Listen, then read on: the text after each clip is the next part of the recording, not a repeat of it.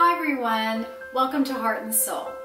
Today I picked out our particular day in the Draw the Circle book to talk about because I think it's really important.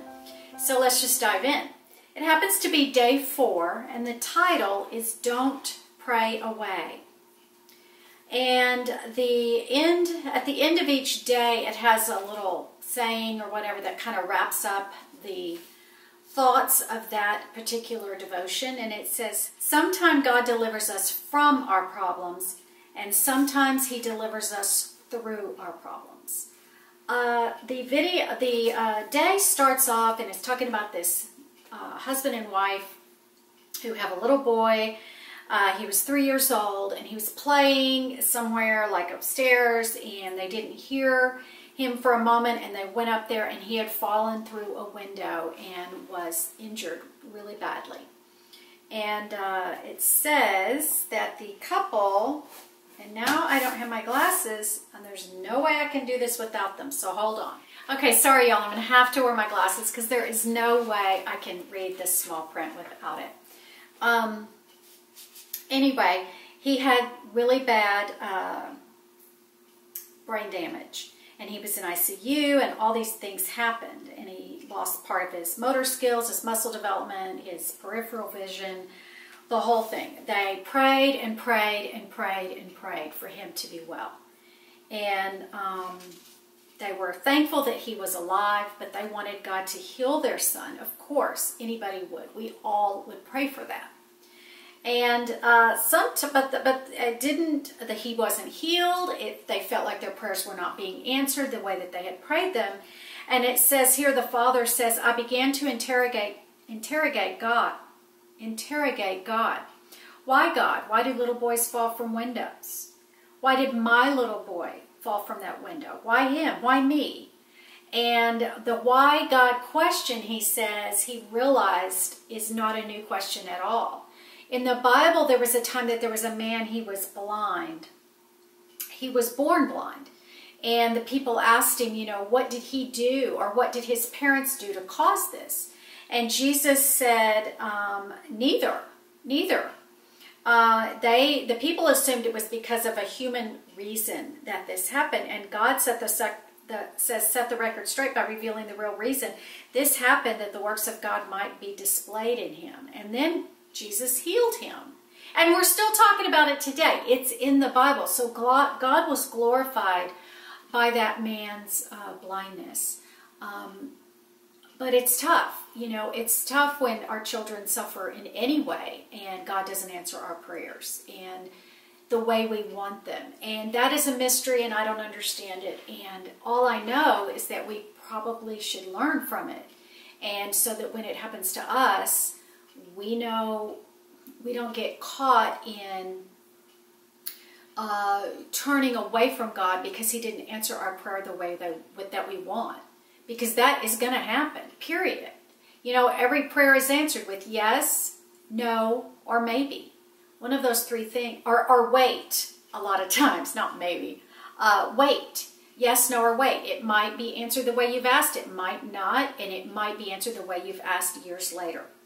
Anyway, it says that this couple went through the first 3 years after the accident, spending literally 80% of their time in therapy. They were doing everything they could. They took the child from doctor to doctor to doctor. They spent tens of thousands of dollars on medical equipment. They kept praying. They kept waiting and waiting. And they were looking forward to the day that they could tell everybody, look, our son has been healed. God, you know, God works miracles. God is good. God does work miracles. God is good. But that did not happen for this couple. And the man says, after 3 years of doing everything we could for our son, it was time to accept the current condition and choose to live life with the disability. It's something we couldn't remove, and evidently God was choosing not to remove it either. He did not completely heal the little boy. And this is what's important to me. We had to burn our old scripts and look for what God could do with our new script. You know, life had changed. And it says, so for the past 5 years, we've accepted life with the disability. That doesn't mean that I've stopped praying for my son, he says. Like any father, I'd give my right arm to see my son healed. But instead of getting discouraged and getting angry, I choose to look for what God can do. Sometimes it says here, the purpose of prayer is to get us out of a circumstance. And sometimes the purpose of prayer is to get us through the circumstance. Because only God can get us through the circumstance with us in one piece. Because some things in life are so difficult. I can relate on a very small scale to this exact story.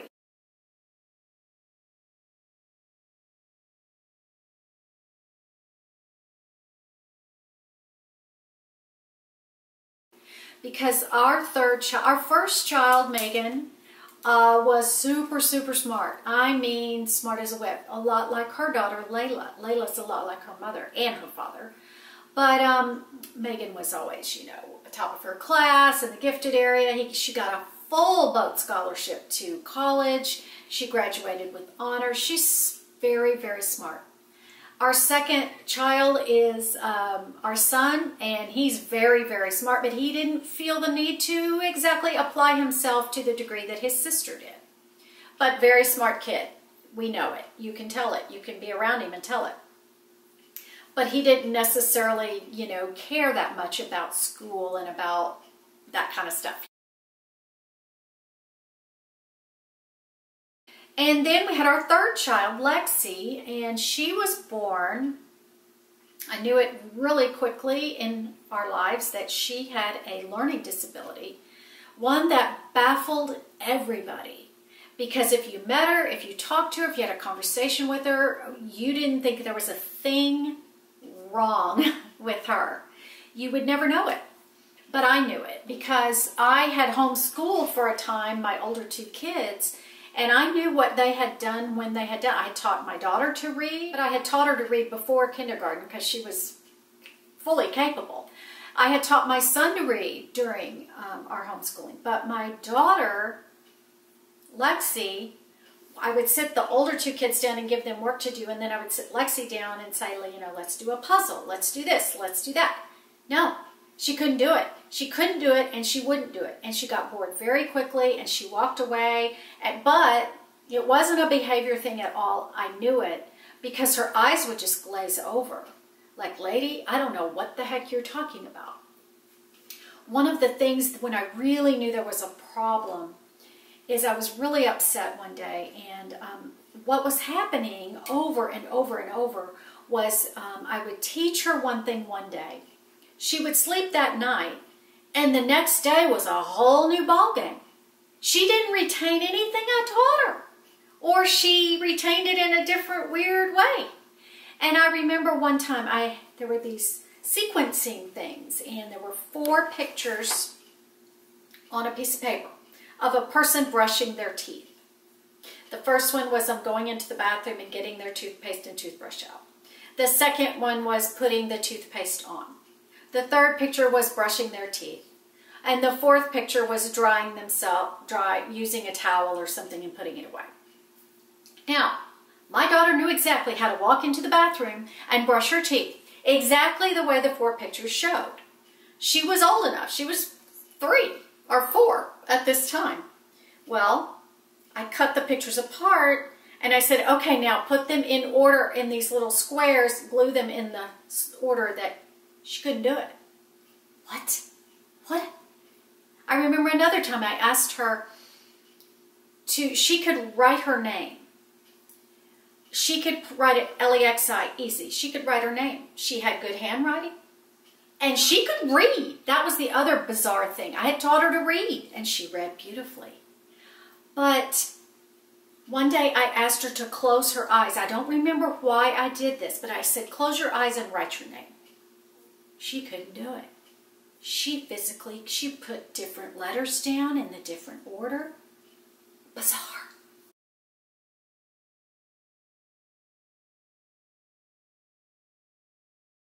So then began my quest of fixing the child, because when I try to explain it to the family or even to my husband or my kids, no one could see it on a day-to-day basis. But if you sat down and you tried to teach her something, you figured out really quick. She's getting by on her smarts. She's got a lot of common sense, smart as a whip, but just not in school. So, point being, thousands of dollars Scott and I spent on therapy and tutoring and all these different things to fix her, to help her. And of course, the whole time I was praying, God, you know, what's wrong? What I don't get it. I still don't get it. To this day, nobody gets it. But guess what?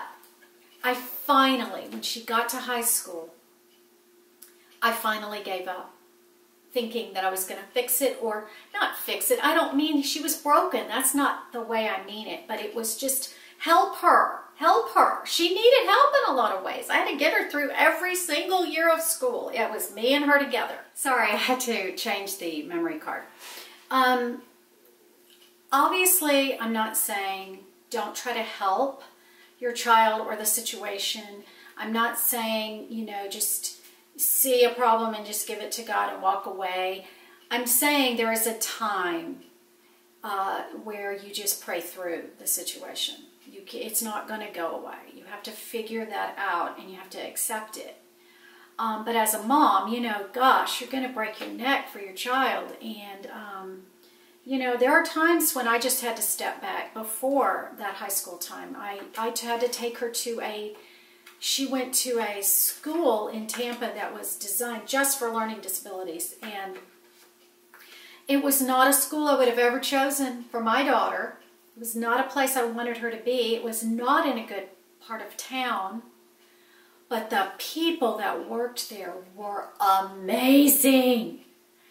The other kids there, oh my gosh, it would break my heart. It also made me see how good I had it. It gave me a sense of how much worse things could be. There were kids there in wheelchairs, and there were kids there with behavior issues that were crazy and weird, and you know, poor parents. The poor parents, my heart just broke.